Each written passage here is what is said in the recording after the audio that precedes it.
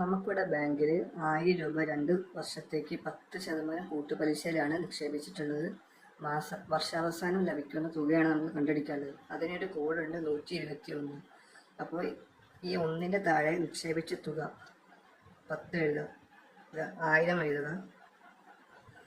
അപ്പോൾ ഈ 1000-ൻ്റെ 10% 2-ന് താഴെ എഴുതുക.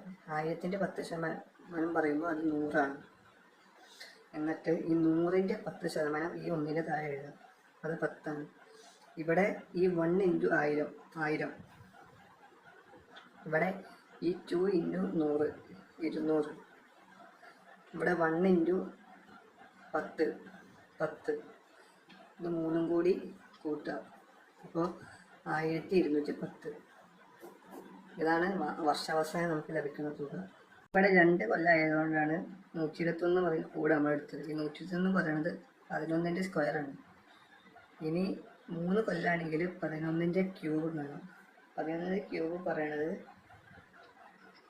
1331 ആണ്. അപ്പോൾ ഇനി 4 കൊല്ലമാണെങ്കിൽ 11/4 ആണ് കാണേണ്ടത്. 11/4 പറയണത് 14641 ആണ്. അപ്പോൾ ഇങ്ങനെയാണ് നമ്മൾ ചെയ്യേണ്ടത്.